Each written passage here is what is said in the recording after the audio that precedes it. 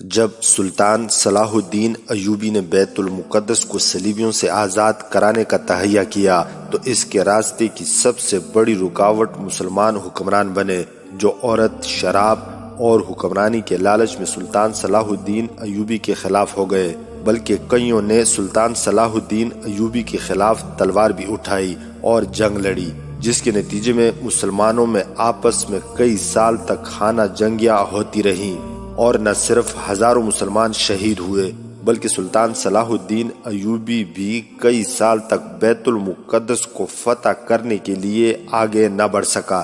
تمام مسلمان حکمرانوں کو شکست دینے اور انہیں اپنا متی بنانے کے بعد وہ فیصلہ کن جنگ کی تیاری کرنے لگا۔ مسلمانوں کو آپس میں لڑوانے میں سب سے بڑا ہاتھ ان صلیبی جاسوس حسین لڑکیوں کا تھا جو صلیبی مسلمانوں کے پاس بھیجتے تھے۔ آخرکار سلطان صلاح الدین ایوبی نے ایک زبردست جنگ کی فتح کی صورت میں صلیبیوں کی سراغ رسانی کے ماہر ہرمن کو ان تمام لڑکیوں سمیت گرفتار کر لیا۔ سلطان صلاح الدین ایوبی نے ان لڑکیوں کو آزاد کر کے شہر سے نکل جانے کا حکم دیا، مگر راستے میں اس کے ایک سالار نے جوش میں آ کر کئی لڑکیوں کو قتل کر دیا۔ کچھ لڑکیاں جان بچا کر نکل گئی، جن میں سے 2 لڑکیاں اتفاقاً سلطان صلاح الدین ایوبی کی بحریہ کے سالار الفارس بیدرون کے جہاز تک پہنچ گئی۔ الفارس بیدرون نہیں جانتا تھا کہ یہ جاسوس لڑکیاں ہیں، اس نے انہیں پناہ دی، مگر در پردہ وہ لڑکیاں جاسوسی کرنے لگی۔ ہم تاریخ کی اس عظیم اور خونریز جنگ کی پوری تفصیل اس ویڈیو میں پیش کر رہے ہیں۔ ہم دعوے سے کہتے ہیں کہ اس کو سننے کے بعد آپ اپنے ایمان میں ایک عجیب سا ولولہ محسوس کریں گے۔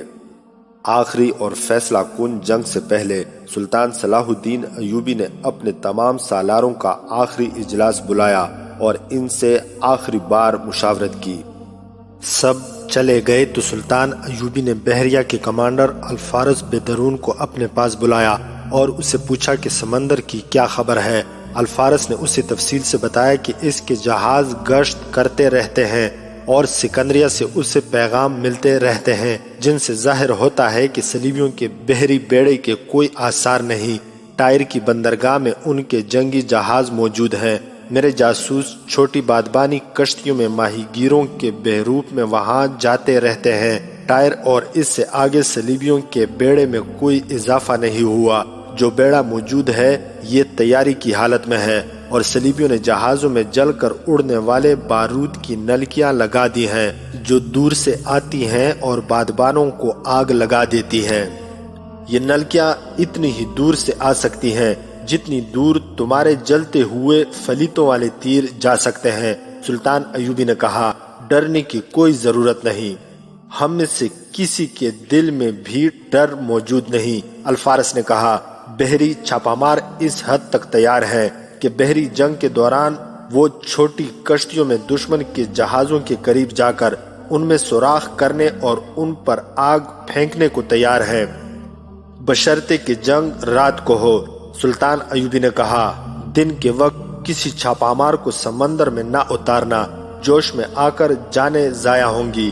محتاط رہنا الفارس، جس طرح تم ماہی گیروں کے بحروپ میں اپنے جاسوس ٹائر تک بھیجتے ہو، اس طرح دشمن کے جاسوس تمہارے جہازوں کے قریب آتے ہوں گے۔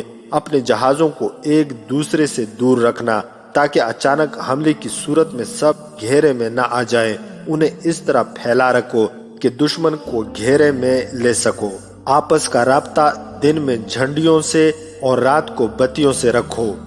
جب الفارس سلطان ایوبی سے رخصت ہوا، سحر کا وقت ہو گیا تھا، وہ نماز کے لیے وہی رک گیا۔ الفارس، اسے اپنے قریب سے آواز سنائی دی۔ اس نے دیکھا وہ انٹیلیجنس کا کمانڈر حسن بن عبداللہ تھا۔ اس نے الفارس سے ہاتھ ملا کر پوچھا، مبارک ہو بھائی، ایک ہی بار 2 لڑکیوں سے شادی کر لی ہے، دونوں کو ساتھ رکھا ہوا ہے، اپنے ساتھ مروانے کا ارادہ ہے؟ او حسن، الفارس نے اندھیرے میں اسے پہچانتے ہوئے کہا، وہ تو یار پناہ گزین لڑکیاں ہیں، یہی ساحل پر چھپی ہوئی تھی، خانہ بدوش ہیں، کہتی ہیں کہ ان کا سارا قبیلہ جنگ کی زد میں آ کر گھوڑوں تلے کچلا گیا ہے۔ اور یہ محض اتفاق ہے کہ یہ 2 لڑکیاں زندہ رہیں اور ساحل تک پہنچ گئی۔ حسن بن عبداللہ نے کہا، صلیبیوں نے باقی سب خانہ بدوشوں کو گھوڑوں تلے روند ڈالا اور اتنی زیادہ خوبصورت 2 لڑکیوں کو زندہ چھوڑ دیا۔ سمندر میں رہ رہ کر تم خشکی پر رہنے والے انسانوں کی فطرت کو شاید بھول گئے ہو۔ الفارس ہنس پڑا اور بولا، حسن بھائی، جاسوسی کرتے کرتے تم اب چیلوں اور کووں کو بھی صلیبیوں کے جاسوس سمجھنے لگے ہو۔ تم یہی کہنا چاہتے ہو نا کہ یہ لڑکیاں دشمن کی جاسوس ہوں گی؟ ہو سکتی ہیں، حسن نے کہا، تم کچھ زیادہ ہی زندہ دل ہو الفارس۔ ان لڑکیوں کو ٹائر کے قریب ساحل پر اتار آؤ۔ اجنبی لڑکیوں کو جنگی جہاز میں رکھنا مناسب نہیں۔ یہ نیکی نہیں ہوگی کہ میں انہیں مصر لے جا کر ان کے ساتھ شادی کر لوں۔ الفارس نے کہا، یا ایک کے ساتھ شادی کر لوں اور دوسری کی شادی اور اچھے آدمی سے کرا دوں۔ غریب لڑکیاں ہیں، انہیں ساحل پر اتار دو تو تم جانتے ہو کہ صلیبی ان کے ساتھ کیا سلوک کریں گے۔ ہو سکتا ہے وہ صلیبی ہی ہوں۔ حسن بن عبداللہ نے کہا، سنو الفارس، تم بچے نہیں ہو، معمولی سپاہی بھی نہیں ہو، بحریہ کے تجربہ کار کمانڈر ہو۔ سوچنے اور سمجھنے کی کوشش کرو۔ مجھے بتایا گیا ہے کہ تم فرصت کا سارا وقت ان لڑکیوں کے ساتھ ہنستے کھیلتے گزارتے ہو۔ 1000 قسمیں کھاؤ، میں نہیں مانوں گا کہ تم نے انہیں پاک صاف اور نیک لڑکیاں بنا کے رکھا ہوا ہے۔ وہ اگر تمہیں دھوکہ نہ دے تو تم اپنے آپ کو دھوکہ دے سکتے ہو۔ حسین اور جوان عورت کا جادو فرائض سے گمراہ کر دیتا ہے۔ بہت کچھ ہو سکتا ہے الفارس، ان لڑکیوں کو کہیں چھوڑ آؤ۔ اگر میں نے تمہارا کہا نہ مانا تو، الفارس نے کہا، تو مجھے دیکھنا پڑے گا کہ یہ لڑکیاں کیسی ہیں۔ حسن بن عبداللہ نے کہا، اگر مشکوک ہیں تو میں انہیں تمہارے جہاز سے اتروا کر اپنے پاس بلا لوں گا، مگر میں تم پر چھوڑتا ہوں۔ ہم پرانے دوست ہیں، تم خود ہی کوشش کرو کہ میں فرض کی ادائیگی میں دوستی کو قربان نہ کر۔ مجھ سے کسی بےہودگی کی توقع نہ رکھو حسن۔ الفارس نے کہا، تم دوستی کی بات کرتے ہو، میں تو فرض کی ادائیگی میں اب جان بھی قربان کر دوں گا۔ یہ لڑکیاں کوئی نقصان نہیں پہنچائیں گی۔ مجھے ان پر ذرا سا بھی شک ہوا تو انہیں ساحل پر اتاروں گا نہیں، زندہ سمندر میں پھینک دوں گا۔ واپس کس وقت جا رہے ہو؟ حسن بن عبداللہ نے پوچھا۔ نماز پڑھ کر کچھ دیر سوؤں گا، بہت تھک گیا ہوں، الفارس نے کہا، پھر چلا جاؤں گا، شام تک کشتی جہاز تک پہنچا دے گی۔ الفارس سے فارغ ہو کر حسن بن عبداللہ اس کمرے کی طرف چلا گیا جہاں اس کے محکمے کے آدمی رہتے تھے۔ ان میں سے ایک کو باہر بلا کر اسے کہا کہ الفارس بے درون کا جہاز فلاں مقام پر لنگر انداز ہے، وہ کشتی میں جہاز تک جائے اور الفارس کے نائب رؤوف کرد سے کہے کہ اسے حسن بن عبداللہ نے بھیجا ہے۔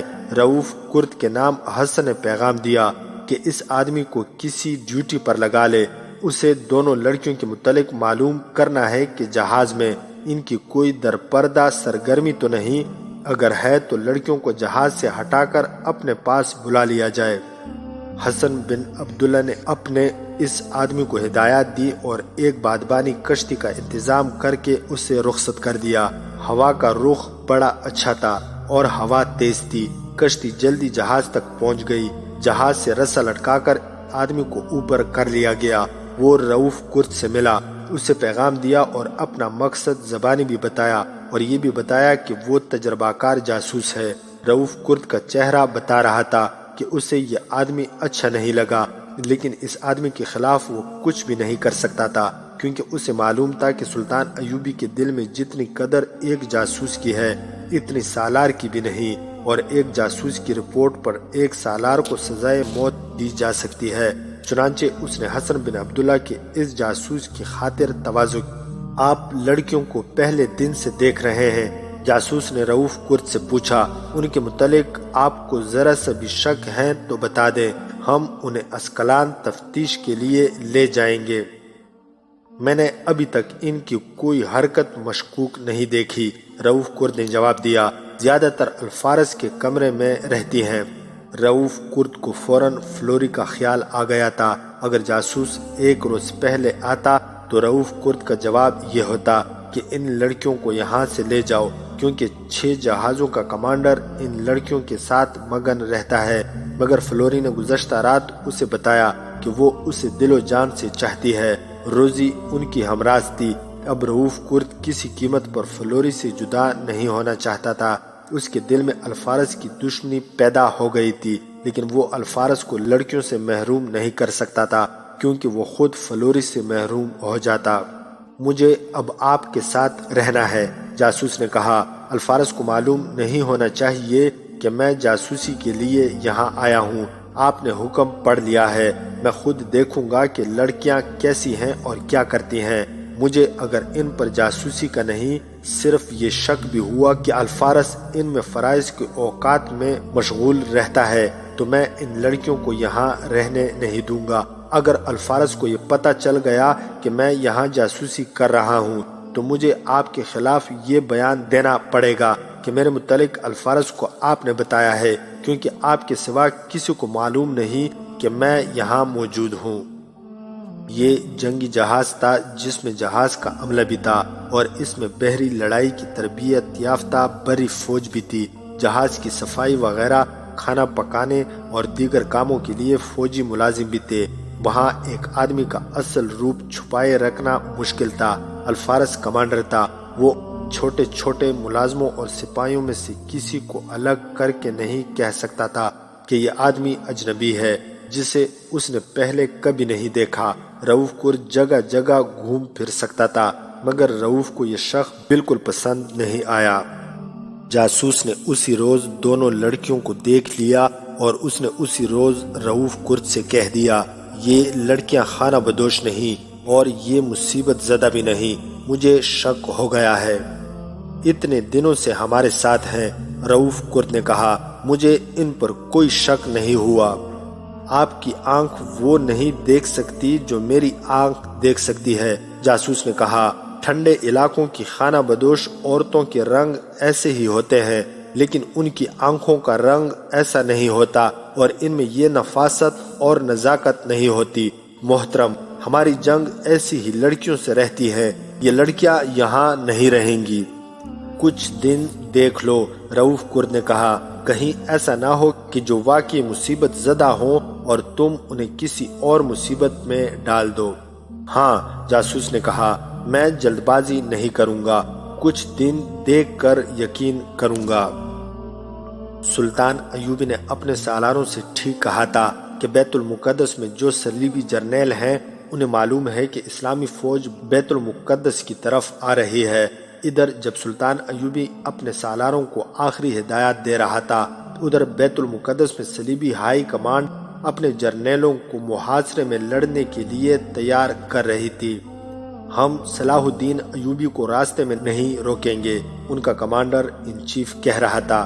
بے شک اس کی فوج تعداد میں کم ہے، لیکن اسے اسلحہ اور رسد کی کوئی پریشانی نہیں۔ اس کے امدادی انتظامات مضبوط اور قابل اعتماد ہیں۔ اسے بیت المقدس کا محاصرہ کرنے دو۔ ہمارے پاس لمبے عرصے کے لیے خوراک اور دیگر سامان موجود ہے۔ اگر محاصرہ طویل اور خوراک کم رہ گئی تو ہم مسلمانوں کو بھوکا اور پیاسا رکھیں گے۔ اس سے خوراک بچے گی اور کھانے والے بھی کم ہو جائیں گے۔ مجھے سب سے زیادہ بھروسہ نائٹوں پر ہے، انہیں باہر نکل کر حملہ کرنے اور واپس آنا ہے۔ میں آپ سب کو یقین دلاتا ہوں کہ محاصرہ ناکام رہے گا۔ آپ نے فوج کی حالت کو پیش نظر نہیں رکھا، ایک جرنیل نے کہا۔ شہر میں فوج کی آدھی نفری ایسی ہے جو حطین سے اسکلان تک کی لڑائیوں سے بھاگی ہوئی ہے، اور ان کا لڑنے کا جذبہ سرد پڑ گیا ہے۔ بلکہ یہ کہنا غلط نہیں ہوگا کہ ان پر صلاح الدین ایوبی کی فوج کا خوف طاری ہو گیا ہے۔ تازہ دم دستے وہی ہیں جو شہر میں موجود ہیں، میدان جنگ میں نہیں گئے ہیں۔ ہم نے اس مسئلے کا حل نکال لیا ہے، کمانڈر ان چیف نے کہا۔ پادری فوج میں گھومنے پھرنے لگے ہیں، وہ سپاہیوں کو انجیل کے حوالے دے کر ذہن نشین کرا رہے ہیں کہ اسلامی فوج کو شکست دینا کیوں ضروری ہے اور یہ مذہبی فریضہ ہے۔ اگر جرنیل اور دیگر کمانڈر اسے مذہبی جنگ سمجھ کر لڑیں گے تو سپاہی بھی مذہبی جوش و خروش سے لڑیں گے۔ اگر ہم بیت المقدس کی جنگ ہار گئے تو تیرا روم بھی ہمیں پناہ نہیں دے گا۔ صلاح الدین ایوبی کیوں کامیاب ہوا؟ کیونکہ اس کے سپاہی اس جنگ کو مذہبی جنگ سمجھ کر لڑ رہے ہیں۔ ہم نے اسے خانہ جنگی سے تباہ کرنے کی کوشش کی، مگر اس نے خانہ جنگی بھی جیت لی۔ ہم نے جن مسلمان حکمرانوں کو اس کے خلاف کیا وہ اس کے متی ہو گئے۔ ہم نے اپنی بیٹیوں کی عصمتوں سے اس کی جنگی طاقت اور سلطنت کو کمزور کرنے کی کوشش کی، مگر یہ قربانی بھی ضائع ہوئی۔ یہ شاید ہماری غلطی تھی کہ ہم نے عورت کو استعمال کیا اور اس امید پر بیٹھ گئے کہ صلاح الدین ایوبی گھر بیٹھے مر جائے گا۔ ہماری کوئی قربانی ضائع نہیں ہوئی۔ بدتریق اعظم جو وہاں موجود تھا بولا، آپ کی یہ سوچ غلط ہے کہ دو مذہبوں کی جنگ صرف فوجیں لڑا کرتی ہیں۔ اپنے مذہب کے فروغ اور دشمن مذہب کی تباہی کے لیے بے شک تلوار ضروری ہے، لیکن دشمن کے ذہن اور اس کی روح کو گمراہ کرنے کے لیے یہ طریقے ضروری تھے جن کے متعلق آپ کہہ رہے ہیں کہ قربانیاں ضائع ہوئیں۔ ہم اپنی ان بیٹیوں کو خراج تحسین پیش کرتے ہیں جنہوں نے اپنے غیر معمولی حسن کی بدولت بڑے اونچے درجے کے حاکموں کی بیویاں بننا اور شاہانہ زندگی گزارنی تھی، مگر انہوں نے اپنا آپ اور اپنا مستقبل صلیب پر قربان کر دیا، اور وہ مسلمانوں کے حرموں اور درباروں میں ذلیل و خوار ہوئی۔ مسلمانوں میں خانہ جنگی انہوں نے کرائی۔ مسلمان حکمرانوں کے ایمان ان لڑکیوں نے خریدے۔ ایک ہی حکمران کے اہم حاکموں میں رقابت پیدا کر کے انہیں ایک دوسرے کا دشمن بنا دیا۔ صلیب کے جرنیلوں، یہ مت بھولو کہ دشمن کو مارنے کا بہترین طریقہ یہ ہے کہ اس میں ذہنی عیاشی اور جنسی جذبات پرستی پیدا کر دو، اسے راگ رنگ اور جھوٹی لذتوں کا عادی بنا دو، اس کے حکمرانوں کو تخت و تاج اور زر و جواہرات کی ہوس میں مبتلا کر دو۔ مسلمان دنیا بھر کا مانا ہوا دلیر سپاہی ہے۔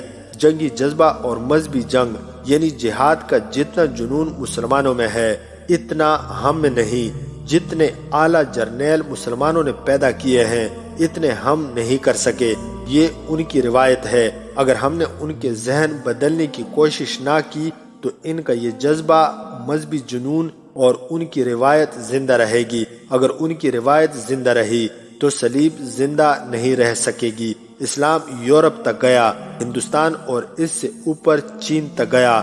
چین کا امیر البحر مسلمان رہا، وہاں کے بعض جرنیل اب بھی مسلمان ہیں۔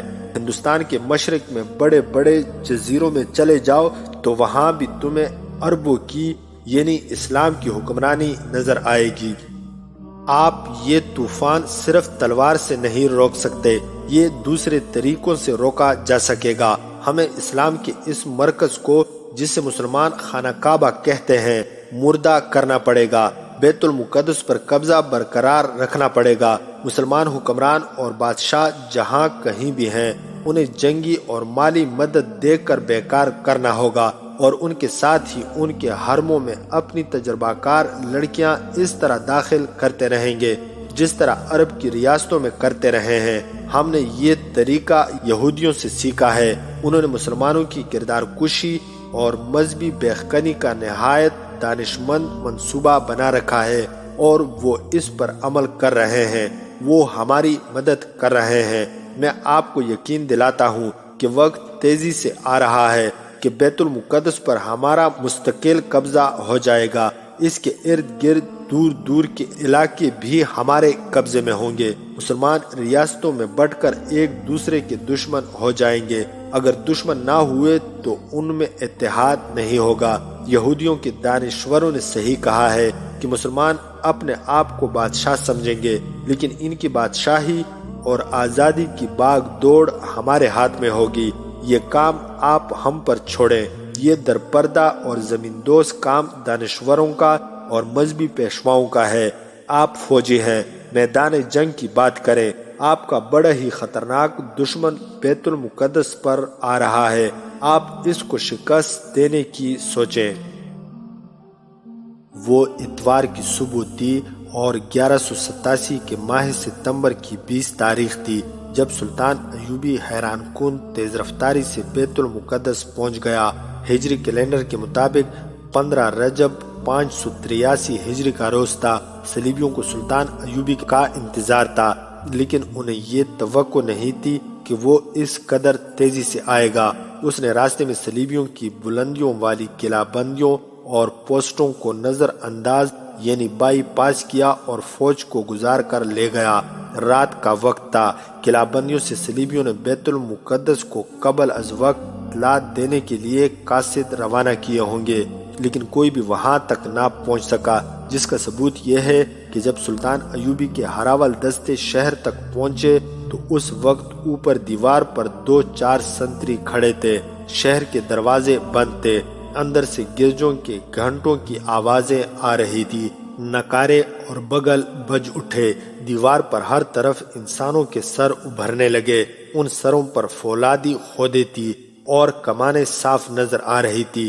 ان سروں میں اضافہ ہوتا چلا گیا اور پھر یوں نظر آنے لگا جیسے دیوار کے اوپر انسانی سروں کی ایک فصیل کھڑی کر دی گئی ہو۔ شہر کے مغرب کی جانب کچھ علاقہ چٹانی تھا۔ سلطان ایوبی نے اپنے خصوصی دستوں کو وہاں خیمہ زن کر دیا اور خود شہر کے ارد گرد یہ دیکھنے کے لیے گھومنے پھرنے لگا کہ دیوار کس جگہ سے کمزور ہے اور نقب کہاں لگائی جا سکتی ہے، یا کہیں سے سرنگ کھودی جا سکتی ہے یا نہیں۔ سلطان ایوبی کے نقب زن جیش جان بازی میں مشہور تھے۔ اسلامی فوج شہر کے ہر طرف موجود تھی، لیکن بڑا اجتماع مغرب کی جانب تھا، جس جانب شہر کی دیوار کے 2 مستحکم برج تھے، ایک داؤد برج اور دوسرا تنکڑ برج تھا۔ ان میں دور مار تیر انداز تھے اور وہاں منجنیقیں بھی نصب تھی۔ سلطان ایوبی شہر کے ارد گرد دیوار کا جائزہ لیتا پھر رہا تھا۔ اس دوران مغرب کی جانب والے دستوں کے سالار نے آگ اور پتھر پھینکنے والی منجنیقیں نصب کرنی شروع کر دی۔ صلیبیوں نے بہادری کا یہ مظاہرہ کیا کہ اپنی دفاعی اسکیم کے مطابق شہر کا ایک دروازہ کھول دیا۔ اس میں سے زیراپوش نائٹ گھوڑوں پر سوار، ہاتھوں میں برچیاں تانے سرپٹ گھوڑے دوڑاتے نکلے اور منجنیقیں نصب کرنے والے مجاہدین پر ہلہ بول دیا۔ ان کے پیچھے دروازہ بند کر دیا گیا۔ گھوڑوں کے گھومنے پھرنے کے لیے جگہ کافی تھی۔ نائٹ آہن پوش تھے، اس لیے ان پر تیر کوئی اثر نہیں کرتے تھے۔ ان کا حلہ اس قدر تیز، شدید اور غیر متوقع تھا کہ مجاہدین کو پر اثر مزاحمت کی مہلت نہ ملی۔ ان میں سے کئی نائٹوں کی برچیوں سے زخمی اور شہید ہوئے اور پیچھے آنے والے گھوڑوں تلے کچلے گئے۔ گھوڑے بگولوں کی طرح آئے تھے، اپنی اڑتی ہوئی گرد میں گھومے اور جب دروازے کے قریب پہنچے تو دروازہ بند ہو گیا۔ وہ اپنے پیچھے خاک و خون میں تڑپتے کئی ایک مسلمان مہندس یعنی منجنیقیں چلانے والے چھوڑ گئے۔ سپاہی انہیں اٹھانے کو دوڑے تو 2-3 نسوانی آوازیں سنائی دی، پیچھے رہو، یہ ہمارا کام ہے۔ اس کے ساتھ ہی بہت سی لڑکیاں دوڑتی آئی۔ انہوں نے درختوں کی ٹہنیوں کے بنے ہوئے سٹریچر اٹھا رکھے تھے۔ بعض لڑکیوں کے کندھوں سے پانی کے چھوٹے مشکیزے لٹک رہے تھے۔ اوپر سے صلیبیوں کے تیر آ رہے تھے، جن سے 2-3 لڑکیاں گر پڑی۔ بہت سے مسلمان تیر انداز دوڑ کر لڑکیوں اور اوپر سے آنے والی تیروں کے درمیان آ گئے اور انہوں نے برجوں پر تیر اندازی شروع کر دی۔ جو تیر انداز پیچھے تھے انہوں نے بھی برجوں اور دیواروں کے اوپر بڑی ہی تیز تیر اندازی شروع کر دی۔ اوپر سے تیروں کا می تھم گیا اور دونوں طرف کے تیروں کے سائے میں لڑکیاں زخمیوں کو اٹھا لائیں اور پیچھے درختوں کے سائے میں لے گئیں۔ اسد الاسدی جو اس دور کا وقایع نگار تھا، اپنی ایک غیر مطبوعہ تحریر میں لکھتا ہے کہ سپاہی ہر جنگ میں زخمی ہوتے تھے، انہیں اٹھا کر جراحوں کے خیموں تک پہنچا دیا جاتا تھا، مگر انہیں اٹھانے والے انہی کی طرح مرد اور سپاہی ہوتے تھے اور اس معاملے میں کوتاہی بھی نہیں کرتے تھے۔ لیکن بیت المقدس کے محاصرے میں لڑکیوں نے زخمیوں کو اٹھایا اور جراحوں کے جیش کے ساتھ ان کی مرہم پٹی میں ہاتھ بٹایا اور زخمیوں کے سر اپنی گودوں میں رکھ کر پانی پلایا تو کئی ایک زخمی جو ہوش میں تھے جوش میں اٹھ کھڑے ہوئے اور للکارنے لگے، یہ زخم ہمیں لڑنے سے نہیں روک سکتے۔ اور ایسی آوازیں بھی سنائی دی، ہم بیت المقدس کے اندر جا کر زخمیوں پر پٹی باندھیں گے۔ اور جب زخمیوں نے دیکھا کہ 3-4 لڑکیوں کو بھی تیر لگے ہیں تو زخمیوں کو سنبھالنا مشکل ہو گیا۔ لڑکیوں نے سب کے جوش اور جذبے میں آگ بر دی تھی۔ اسی مقام پر منجنیقیں نصب کرنے کے لیے مہندسوں کا ایک اور جیش آگے بڑھا۔ تیر اندازی تیز کر دی گئی، منجنیقیں نصب ہو گئی، ان سے وزنی پتھر اور آگ کے گولے پھینکے جانے لگے جو دیوار پر بھی گرتے تھے اور اندر بھی۔ دروازہ ایک بار پھر کھلا اور نائٹوں کے گھوڑے منجنیقوں کی طرف ہوا کی رفتار سے آئے تو ان کے پہلو سے مسلمان سوار ان پر ٹوٹ پڑے۔ عقب سے مزید مسلمان سوار ان کی واپسی کا راستہ روکنے کو آ گئے۔ مسلمانوں نے نائٹوں کے گھوڑوں کو برچھیوں اور تلواروں سے زخمی کرنا شروع کر دیا۔ نائٹوں کی زرہ بختر انہیں محفوظ رکھے ہوئے تھی۔ گھوڑوں کے ساتھ نائٹ بھی گرنے لگے۔ زمین پر انہیں گھائل کرنا اتنا مشکل نہ تھا، مگر وہ تجربہ کار لڑاکا سوار تھے، سب کو نہ گرایا جا سکا۔ اس کے بجائے وہ کئی ایک مسلمان سواروں کو گرا گئے۔ وہ واپس ہوئے تو مسلمان سواروں نے انہیں روکنے کی کوشش کی، مگر جو نائٹ گھوڑوں کی پیٹھوں پر رہے وہ اندر چلے گئے اور دروازہ بند ہو گیا۔ اس کے بعد یہ سلسلہ چلتا رہا۔ برج داؤد کے سامنے اس طرح کے جو معرکے لڑے گئے وہ رفتار، شدت، خونریزی اور دونوں طرف کی شجاعت کے لحاظ سے بے مثال مانے جاتے ہیں۔ دونوں فوجوں کے عزم اور جذبے کی پختگی کا اندازہ ان معرکوں سے ہوتا تھا۔ مورخ بیان کرتے ہیں کہ بیت المقدس نے دونوں فوجوں پر جنون کی کیفیت طاری کر دی تھی۔ وہ صلیبی سوار جو زخمی ہوئے اور باہر ہی گر پڑے، وہ اس لحاظ سے بدقسمت تھے کہ انہیں اٹھانے والا کوئی نہ تھا۔ ستمبر کی گرمی اور دوپہر کا سورج انہیں زرہ بختر میں جلا جلا کر مار رہا تھا۔ ان کے مقابلے میں مسلمان زخمیوں کو لڑکیاں فوراً اٹھا لے جاتی، انہیں پانی پلاتی، ان کے منہ سر دھوتی، ان کے کپڑے تبدیل کرتی اور ان میں کچھ لڑکیاں مشکیزیں اٹھائے چٹانوں میں کہیں سے پانی لا لا کر ادموئی ہوئی جا رہی تھی۔ سلطان ایوبی نے بھی یہ معرکے دیکھے، ان پر بھی جنونی کیفیت طاری تھی۔ چٹانوں اور وادیوں سے وزنی پتھر لانے کے لیے خچر گاڑیاں مصروف تھی۔ منجنیقیں رات کو بھی دیوار پر اور اندر پتھر پھینکتی رہتی تھی۔ برجوں میں سے بھی پتھر اور آتش گیر سیال کے گولے آنے لگے۔ ان کے پیچھے جلتے ہوئے فلیتوں والے تیروں نے آگ لگا دی۔ 2-3 منجنیقیں آگ کی لپیٹ میں آ گئی اور ان کے مہندس جھلس گئے، مگر سنگ باری جاری رہی۔ دیوار کی دیگر اطراف سے بھی پتھر اور آتش گیر سیال کی ہانڈیاں پھینکی جا رہی تھی۔ باہر کہیں کہیں زمین بلند تھی، وہاں سے پتھر اور ہانڈیاں یعنی آتش گیر گولے دیوار کے اوپر سے دور اندر چلے جاتے تھے۔ ان کے پیچھے فلیتے والے تیر بھی چلے جاتے تھے۔ انہوں نے شہر میں کئی جگہوں پر آگ لگا دی۔ دھواں باہر سے نظر آ رہا تھا۔ صلیبی فوج جو پہلے سے شہر میں اندر موجود تھی، اس کا مورال مضبوط تھا۔ دوسرے علاقوں سے جو فوجی بھاگ کر آئے تھے ان میں ایسے بھی تھے جو اپنی شکست کا انتقام لینے کے لیے حوصلہ مند اور جوشیلے تھے، اور ان میں سے ایسے بھی تھے جن پر دہشت طاری تھی۔ یہ سب جم کر مقابلہ کر رہے تھے۔ ان کے جوش و خروش سے ظاہر ہوتا تھا کہ وہ سلطان ایوبی کو پسپا کر دیں گے۔ ایک اور دروازے سے بھی سوار باہر جا کر محاصرے پر حملہ کرنے لگے تھے، مگر شہریوں کی کیفیت فوجیوں سے مختلف تھی۔ شہریوں میں اکرا اور اسکلان وغیرہ سے آئے ہوئے پناہ گزین عیسائی بھی تھے۔ وہ تو سراپا دہشت بنے ہوئے تھے۔ انہوں نے سارے شہر میں دہشت پھیلا رکھی تھی۔ ان کے سامنے سلطان ایوبی کی فوج نے کئی بستیاں سلطان کے حکم سے نظر آتش کی تھی۔ بیت المقدس کے تمام گرجوں کے گھنٹے مسلسل بج رہے تھے۔ دن اور رات ایک ہو گئے تھے۔ عیسائی گرجوں میں ہجوم کیے ہوئے تھے اور پادریوں کے ساتھ آواز ملا کر بلند آواز سے دعائیں گیت گا رہے تھے۔ شہر کے باہر سلطان ایوبی کی فوج کے نعرے شہریوں کے اندر یوں سنائی دیتے تھے جیسے گھٹائیں گرجتی آ رہی ہوں۔ شہر میں جلتے شعلے عیسائیوں کا دم خم ختم کر رہے تھے۔ سلطان ایوبی کے جو جاسوس شہر میں عیسائیوں کے بحث میں موجود تھے، وہ اس طرح نفسیاتی حملے کر رہے تھے کہ دہشت ناک افواہیں پھیلا رہے تھے۔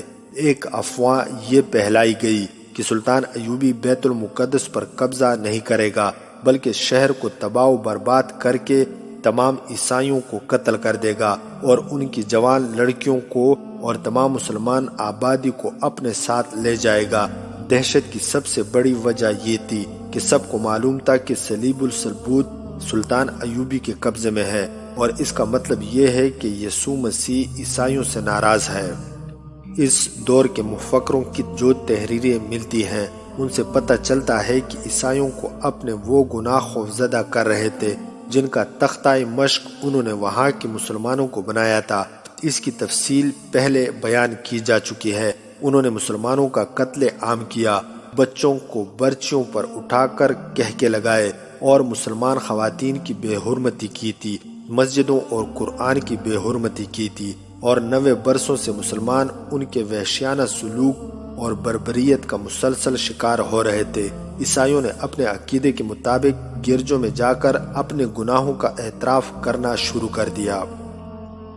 موجودہ صدی کا ایک امریکی تاریخ دان انتھونی ویسٹ بہت سے مورخوں کے حوالے سے لکھتا ہے کہ بیت المقدس کے عیسائی محاصرے میں اس قدر دہشت زدہ ہو گئے تھے کہ بہت سے عیسائی گلیوں میں نکل آئے۔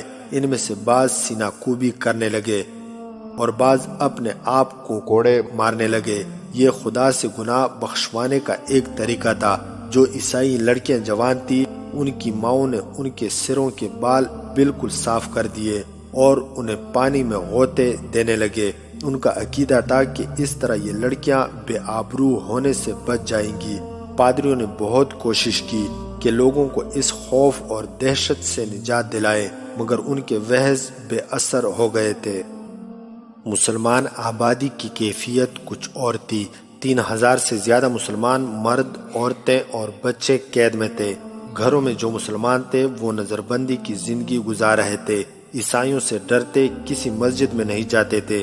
تمام مسلمانوں کو پتہ چل گیا کہ سلطان ایوبی نے بیت المقدس کا محاصرہ کر لیا ہے۔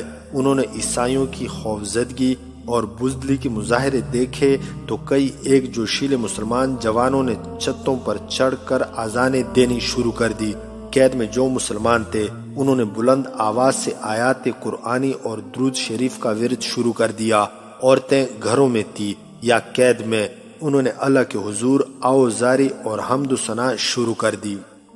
عیسائی انہیں دیکھتے تھے مگر چپ رہے، کیونکہ وہ پہلے ہی یہ سمجھ بیٹھے تھے کہ انہوں نے مسلمانوں پر جو وحشیانہ اور غیر انسانی ظلم و تشدد کیا ہے انہیں اس کی سزا مل رہی ہے۔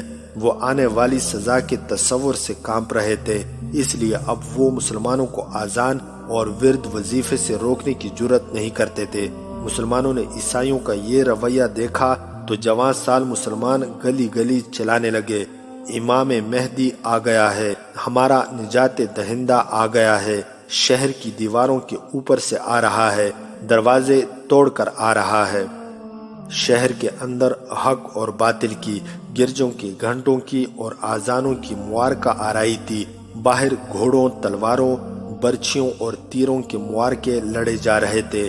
جوں جوں گرجوں میں دعائیں گیت بلند ہوتے جا رہے تھے، تلاوت قرآن پاک بھی بلند سے بلند ہوتی جا رہی تھی۔ ننھے ننھے بچے بھی خدا کے حضور سجدہ ریز تھے، مگر باہر سلطان ایوبی کو ابھی تک کوئی جگہ نہیں مل رہی تھی جہاں سے دیوار میں شگاف ڈلوا سکتا یا سرنگ کھدوا سکتا۔ دیوار کے اوپر سے تیر موسلادھار بارش کی مانند آ رہے تھے۔ مسلمان مہندسوں اور پتھر لانے والے سپاہیوں کے ہاتھوں سے خون بہہ رہا تھا۔ زرہ پوش نائٹ ابھی تک باہر نکل کر حملے کر رہے تھے اور انتہائی خونریز معرکے لڑے جا رہے تھے۔ 40 میل دور بحیرہ روم میں الفارس بیدرون کے 6 جہاز پھیلے ہوئے گشت کر رہے تھے تاکہ ٹائر میں صلیبیوں کا جو بحری بیڑا ہے وہ فوج اور سامان لے کر ادھر نہ آ سکے۔ دونوں لڑکیاں اس کے جہاز میں تھی، مگر اسے اب لڑکیوں کی طرف توجہ دینے کی مہلت نہیں ملتی تھی۔ سلطان ایوبی اور رئیس البحرین الحسن نے اسے بڑی نازک ذمہ داری سونپی تھی۔ کبھی کبھی وہ خود مستول کے اوپر بنی ہوئی مچان پر چڑھ جاتا اور سمندر کی وسعت کو گہری نظروں سے دیکھتا رہتا تھا۔ دوسرے جہازوں میں بھی جاتا رہتا تاکہ ہر جہاز کا عملہ اپنے فرائض سے غافل نہ ہو جائے۔ اس کے جہاز میں اس کا نائٹ رؤوف کرد فلوری سے ملتا رہتا تھا، جو بہت حد تک چوری چھپے کی ملاقاتیں ہوتی تھی۔ حسن بن عبداللہ کا بھیجا ہوا جاسوس دونوں کو دیکھتا اور ان پر گہری نظر رکھتا تھا۔ مصر کا بحری بیڑا بحیرہ روم میں دور دور تک گشت کرتا تھا، کیونکہ خطرہ تھا کہ یورپ خصوصاً انگلستان سے بیت المقدس کو بچانے کے لیے مدد آئے گی۔ سلطان ایوبی کی طوفانی پیش قدمی اور صلیبیوں کے ہر قلعے اور شہر پر یلغار دیکھی تو انہوں نے جرمنی کے شہنشاہ فریڈرک اور انگلستان کے شہنشاہ رچرڈ کو ان الفاظ کے پیغام بھیج دیے تھے کہ عرب سے صلیب اکھڑ رہی ہے اور بیت المقدس کو بچانا مشکل نظر آ رہا ہے۔ ان پیغامات کا لب لباب یہ تھا کہ آؤ اور ہمیں بچاؤ۔ سلطان ایوبی کی توقع یہی تھی کہ بیت المقدس کی جنگ بحیرہ روم میں بھی لڑی جائے گی، جو بڑی خوفناک جنگ ہوگی، مگر جرمنی اور انگلستان سے کسی حرکت کی کوئی اطلاع نہیں آ رہی تھی۔ شکست خوردہ صلیبیوں کا بحری بیڑا ٹائر کی بندرگاہ میں دبکا ہوا تھا، تاہم سلطان ایوبی کا رئیس البحرین دشمن کی بحریہ کی اس خاموشی کو کسی خطرے کا پیش خیمہ سمجھ رہا تھا، اس لیے پوری طرح چوکنا تھا۔ محاصرے کی چوتھی رات تھی، کوئی کامیابی حاصل نہیں ہوئی تھی۔ صلیبی نائٹوں اور دیگر سواروں نے باہر آ کر بڑے ہی دلیرانہ حملے کیے اور جانوں کی قربانی دی تھی۔ سلطان ایوبی نے جب 4 دنوں کے اپنے زخمیوں اور شہیدوں کا حساب کیا تو اس کے ماتھے کے شکن گہرے ہو گئے۔ اس کے پاس اسلحہ اور سامان کی کمی نہیں تھی۔ مفتوحہ جگہوں سے اس نے لمبی جنگ کے لیے اسلحہ وغیرہ اکٹھا کر لیا تھا، مگر کمی نفری کی تھی۔ نفری تیزی سے کم ہو رہی تھی اور بیت المقدس کی دیوار اس کے لیے بدستور چیلنج بنی ہوئی تھی۔ 5ویں دن سلطان ایوبی نے مغرب کی جانب یعنی داؤد برج کے سامنے سے کیمپ اکھاڑ دیا اور وہاں کی لڑائی بند کرا دی۔ اس نے شمال کی طرف سے ایک جگہ دیوار کو کمزور دیکھا تھا۔ مغرب سے جب منجنیقیں ہٹائی جا رہی تھی اور دور پیچھے جو خیمے لگے ہوئے تھے وہ اکھاڑے جا رہے تھے تو یوں معلوم ہوتا تھا جیسے سلطان ایوبی محاصرہ اٹھا کر جا رہا ہے۔ دیوار کے اوپر جو شہری عیسائی تھے انہوں نے شہر میں خبر پھیلا دی کہ محاصرہ اٹھ گیا ہے اور مسلمانوں کی فوج پسپا ہو رہی ہے۔ سلطان ایوبی دیوار سے دور فوج کو منتقل کر رہا تھا اور شام ہو گئی۔ شہر میں جہاں آوازاری، دہشت زدگی اور دعاؤں کا واویلا تھا، وہاں خوشی کے نعرے گرجنے لگے۔ رات ہی رات عیسائی گرجوں میں جمع ہو کر خدا کا شکر ادا کرنے لگے۔ عیسائی جو شام تک اپنے گناہوں کی بخشش مانگ رہے تھے، مسلمان شہریوں پر ظلم و تشدد کا از سر نو آغاز کرنے کا پروگرام بنانے لگے۔ اس کی ابتدا انہوں نے تانوں اور گالیوں سے کی۔ مسلمان بجھ کے رہ گئے۔ دوسرے دن یعنی 25 ستمبر 1187 بروز جمعہ دیوار پر کھڑے صلیبیوں نے دیکھا کہ شمال کی جانب جبل زیتون پر سلطان ایوبی کا جھنڈا لہرا رہا ہے اور اس سے آگے دیوار سے ذرا ہی دور مسلمانوں نے منجنیقیں نصب کر دی ہیں اور کم و بیش 10,000 فوج سوار اور پیادہ حملے کے لیے تیار کھڑی ہے۔ پہلے بیان کیا جا چکا ہے کہ سلطان ایوبی ہر جنگی مہم کا آغاز جمعے کے روز اس وقت کیا کرتا تھا جس وقت مسجدوں میں خطبے دیے جا رہے ہوتے تھے۔ اس کا عقیدہ تھا کہ دعاؤں کی قبولیت کا وقت ہوتا ہے۔ بیت المقدس پر بھی اس نے پوزیشن اور پلان بدل کر جمعے کے روز فیصلہ کن حملہ کیا۔ شہر پر پہلے سے زیادہ پتھر اور ہانڈیاں گرنے لگی۔ شہر میں فوراً خبر پھیل گئی تھی کہ مسلمانوں کی اور زیادہ فوج آ گئی ہے اور اب شہر 1-2 دن کا مہمان ہے۔ مورخ لکھتے ہیں کہ شہر میں دہشت زدگی کی نئی لہر آئی۔ لوگ گھروں سے نکل کر گلیوں اور بازاروں میں واویلا بپا کرنے لگے۔ مسلمانوں کی آذانیں ایک بار پھر سنائی دینے لگی۔ عیسائیوں کی حالت زار سے خود پادری متاثر ہوئے۔ وہ صلیبیں ہاتھوں میں اٹھائے گلی گلی کوچا کوچا پھرنے لگے۔ وہ بھی روتے تھے اور دعائیں مانگتے تھے۔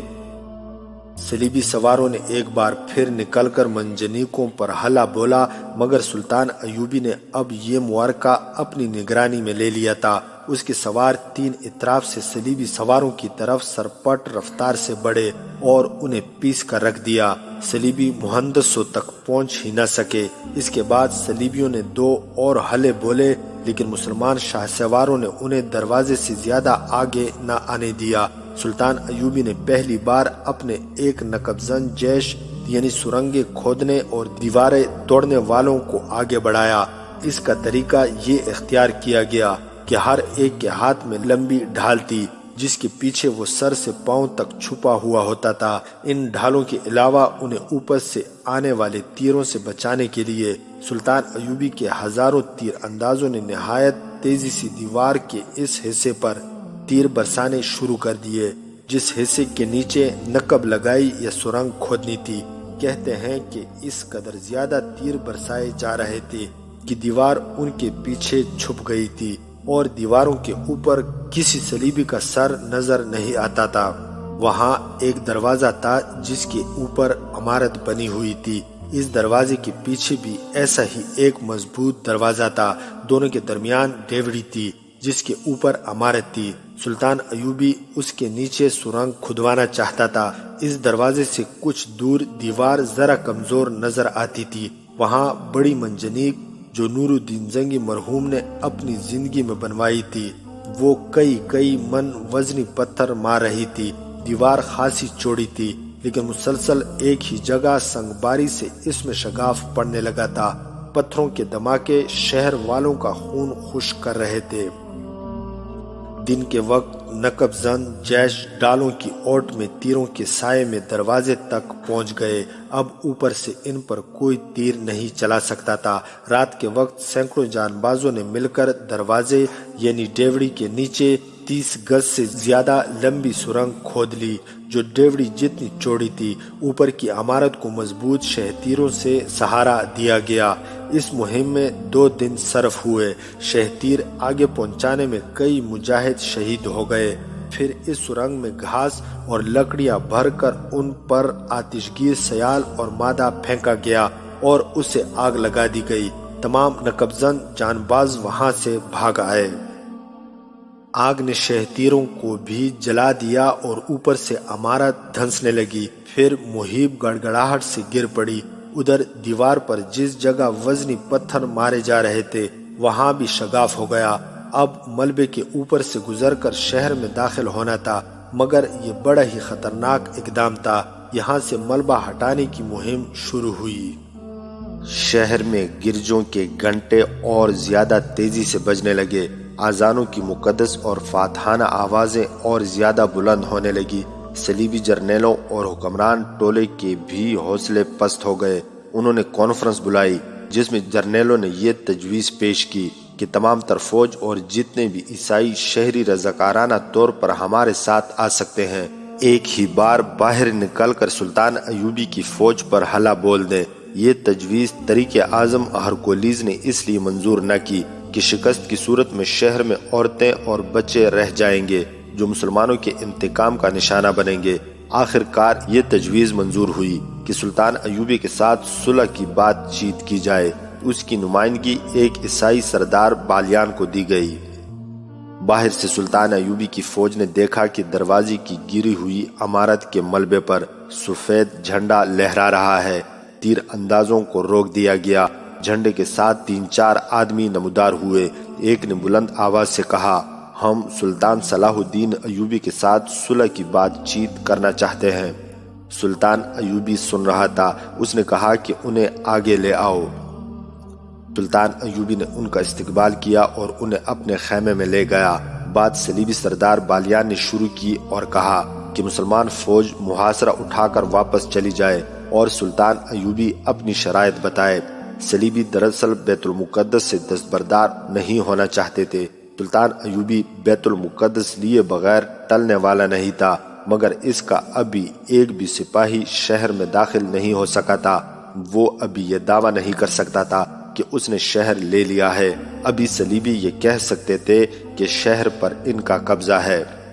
ادھر صلح کی بات چیت ہو رہی تھی، ادھر محاصرے کی جنگ جاری تھی۔ سلطان ایوبی معاہدوں اور مذاکرات کا قائل نہیں تھا، بات چیت کے ساتھ اس نے جنگ جاری رکھی تھی۔ دیوار کا شگاف کھل گیا تھا۔ ادھر مجاہدین نے جوش میں گری ہوئی عمارت کے ملبے پر حلہ بول دیا۔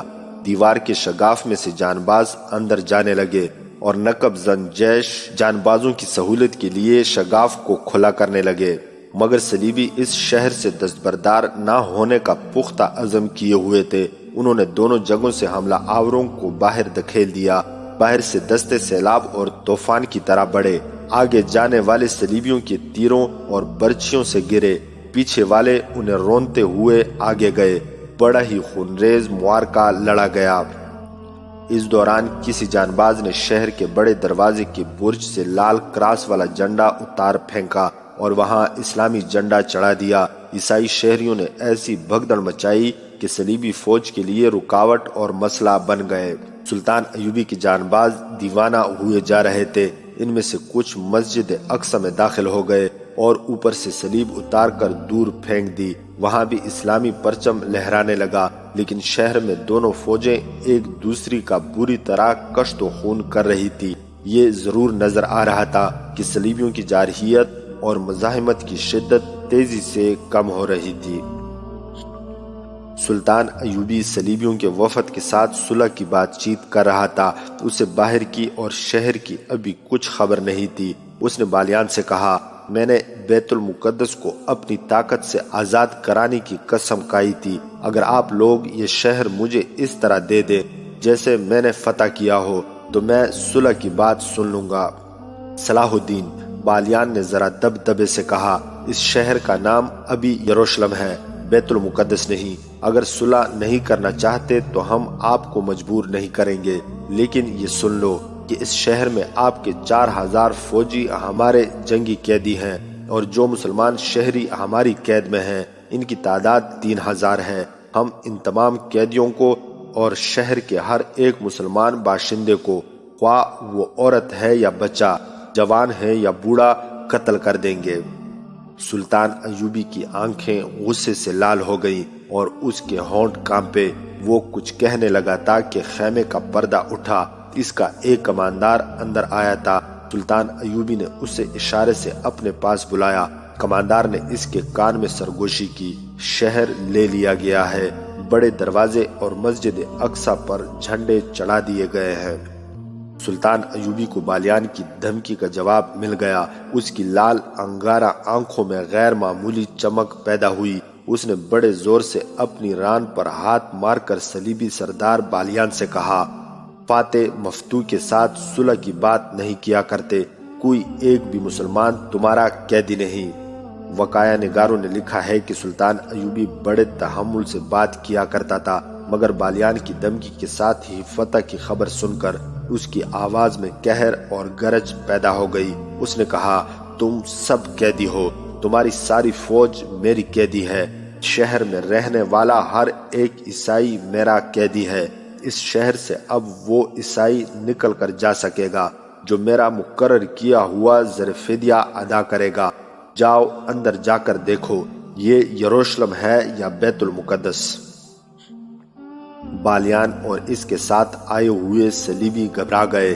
خیمے سے نکل کر دیکھا، سلطان ایوبی کی فوج کا بیشتر حصہ شہر میں داخل ہو چکا تھا اور بڑے دروازے پر اسلامی پرچم لہرا رہا تھا۔ یہ اتفاق تھا یا سلطان ایوبی نے پلان ہی ایسا بنایا تھا، یا خدائے ذوالجلال کا منشا یہی تھا کہ سلطان ایوبی بروز جمعہ 2 اکتوبر 1187 بمطابق 27 رجب 583 ہجری میں فاتح کی حیثیت سے داخل ہوا۔ غور فرمائیے، یہ رجب کی 27ویں رات تھی اور یہ وہ رات ہے جب رسول اکرم صلی اللہ علیہ وآلہ وسلم اسی مقام سے معراج کو تشریف لے گئے تھے۔ تمام مسلم اور غیر مسلم مورخین نے بیت المقدس کی فتح کی یہی تاریخ لکھی ہے۔ سلطان ایوبی جب شہر میں داخل ہوا تو مسلمان گھروں سے نکل آئے، عورتوں نے سروں سے اوڑھنیاں اتار کر اس کے راستے میں پھینک دی۔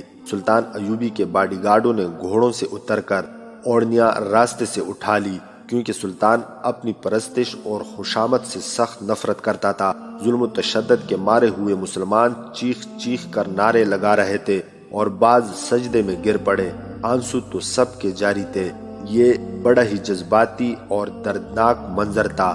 عینی شاہدوں کے مطابق سلطان ایوبی اس قدر جذباتی ہو گیا تھا کہ نعروں کے جواب میں ہاتھ بلند کر کے ہاتھ ہلاتا تھا، لیکن اس کے ہونٹوں پر مسکراہٹ نہیں تھی، بلکہ وہ ہونٹوں کو بھینچتا اور دانتوں میں دبانے کی کوشش کرتا تھا۔ یہ کوشش جذباتیت کو دبانے اور سسکیاں روکنے کی تھی۔ عیسائی شہری گھروں میں دب کے خوف سے کانپ رہے تھے۔ انہوں نے اپنی جوان لڑکیوں کو چھپا لیا تھا۔ کہتے ہیں کہ اکثر لڑکیوں کو مردانہ لباس پہنا دیے گئے تھے۔ انہیں یقین تھا کہ مسلمان سپاہی خواتین کی بے حرمتی کا انتقام لینے کے لیے ان کی بیٹیوں کو بے آبرو کریں گے، لیکن یورپی مورخ لین پول لکھتا ہے کہ صلاح الدین ایوبی نے اپنے آپ کو ایسا عالی ظرف اور کشادہ دل کبھی ثابت نہیں کیا جتنا اس وقت کیا جب اس کی فوج صلیبی فوج سے شہر کا قبضہ لے رہی تھی۔ اس کی فوج کے سپاہی اور افسر گلی کوچوں میں امن و امان برقرار رکھنے کے لیے گھوم پھر رہے تھے، اور ان کی نظریں اس پر تھی کہ کوئی مسلمان شہری کسی عیسائی شہری پر انتقاماً حملہ نہ کر دے۔ سلطان ایوبی کے احکام ہی ایسے تھے، البتہ کسی عیسائی کو شہر سے باہر جانے کی اجازت نہیں تھی۔ سلطان ایوبی سب سے پہلے مسجد اقصی میں گیا۔ جذبات کی شدت سے وہ مسجد کی دہلیز پر گھٹنوں کے بل جیسے گر پڑا ہو۔ وہ دہلیز پر سجدہ ریز ہو گیا، اور بہاؤالدین شداد اور احمد بیلی مصری کے مطابق سلطان ایوبی کے آنسو اس طرح بہہ رہے تھے کہ اس عظیم مسجد کی دہلیز دھل رہی تھی۔ مسجد کی حالت بہت بری تھی۔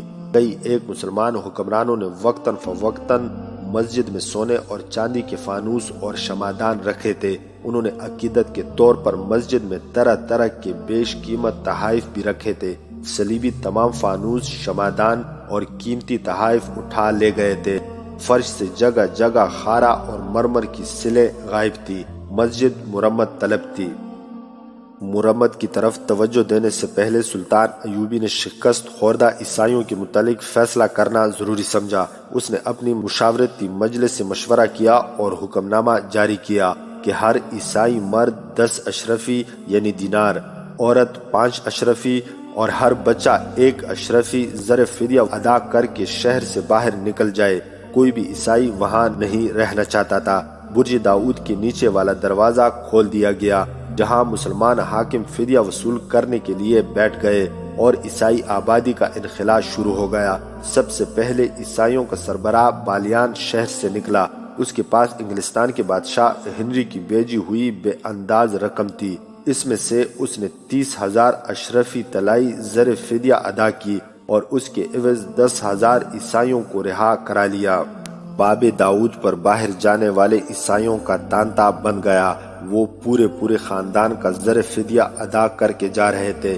یہ رواج تھا کہ مفتوحہ شہر کو فوج بری طرح لوٹ لیتی تھی۔ بیت المقدس تو وہ شہر تھا جہاں صلیبیوں نے فتح کے بعد مسلمانوں کا قتل عام کیا اور ان کے گھر لوٹ لیے اور ان کی بیٹیوں اور مسجدوں کی بے حرمتی کی۔ مگر مسلمانوں نے یہ شہر فتح کیا تو لوٹ مار کے بجائے یوں ہوا کہ سلطان ایوبی کے فوجیوں نے اور باہر سے فوراً پہنچ جانے والے مسلمان تاجروں نے عیسائیوں کے گھروں کا سامان خریدا تاکہ وہ زر فدیہ دینے کے قابل ہو جائیں۔ اس طرح وہ عیسائی خاندان بھی رہا ہو گئے جن کے پاس زر فدیہ پورا نہیں تھا۔ اس مقام پر ایک تضاد دیکھنے میں آیا جو کئی ایک مورخوں اور اس دور کے وقائع نگاروں نے بیان کیا ہے۔ بیت المقدس کے سب سے بڑے پادری بطریق اعظم ہرکولیز نے یہ حرکت کہ تمام گرجوں کی جمع شدہ رقم اپنے قبضے میں لے لی، گرجوں سے سونے کے پیالے اور دیگر بیش قیمت اشیاء چرا لی۔ کہتے ہیں کہ یہ دولت اتنی زیادہ تھی کہ اس سے سینکڑوں غریب عیسائیوں کے خاندانوں کو رہا کرایا جا سکتا تھا، مگر ان کے اس سب سے بڑے پادری نے کسی ایک کا بھی زر فدیہ نہ دیا۔ وہ اپنا فدیہ ادا کر کے نکل گیا۔ کسی مسلمان فوجی نے دیکھ لیا کہ یہ شخص بہت سی دولت ساتھ لے جا رہا ہے، اس فوجی کی رپورٹ پر کسی حاکم نے سلطان ایوبی سے کہا کہ اسے اتنی دولت اور اتنا سونا نہ لے جانے دیا جائے، اگر اس نے فدیہ ادا کر دیا ہے تو اسے نہ روکا جائے۔ سلطان ایوبی نے کہا، میں ان لوگوں سے کہہ چکا ہوں کہ کسی سے فالتو رقم نہیں لی جائے گی، جو کوئی جتنا ذاتی سامان ساتھ لے جا سکتا ہے لے جائے، میں اپنے وعدے کی خلاف ورزی نہیں ہونے دوں گا۔ بطریق عزم اپنے گرجوں سے چرائی ہوئی دولت اور قیمتی سامان لے گیا۔ سلطان ایوبی نے زر فدیہ ادا کرنے کی میعاد 40 دن مقرر کی تھی۔ 40 دن پورے ہو گئے تو ابھی تک ہزاروں غریب اور نادار عیسائی شہر میں موجود تھے۔ 90 برس پہلے جب صلیبیوں نے بیت المقدس فتح کیا تو دور دور سے عیسائی یہاں آ کر آباد ہو گئے تھے۔ انہیں توقع نہیں تھی کہ کبھی یہاں سے نکلنا بھی پڑے گا۔ یہ حالت دیکھ کر سلطان ایوبی کا بھائی العادل اس کے پاس آیا۔ محترم سلطان، العادل نے کہا، آپ جانتے ہیں کہ اس شہر کی فتح میں میرا اور میرے دستوں کا کتنا ہاتھ ہے، اس کے عوض مجھے 1000 عیسائی بطور غلام دے دیں۔ اتنے غلام کیا کرو گے؟ سلطان صلاح الدین ایوبی نے پوچھا۔ یہ میری مرضی پر ہوگا، میں جو چاہوں کروں گا، العادل نے جواب دیا۔ سلطان ایوبی نے العادل کو 1000 عیسائی دینے کا حکم دے دیا۔ العادل نے 1000 عیسائی منتخب کیے اور انہیں باب داؤد لے جا کر سب کو رہا کر دیا۔ سلطان محترم، العادل نے واپس آ کر سلطان ایوبی سے کہا، میں نے ان تمام عیسائی غلاموں کو شہر سے رخصت کر دیا ہے، ان کے پاس زر فدیہ نہیں تھا۔ میں جانتا تھا تم ایسا ہی کرو گے۔ سلطان ایوبی نے کہا، ورنہ میں تمہیں ایک بھی غلام نہ دیتا۔ انسان انسان کا غلام نہیں ہو سکتا۔ اللہ تمہاری یہ نیکی قبول کرے۔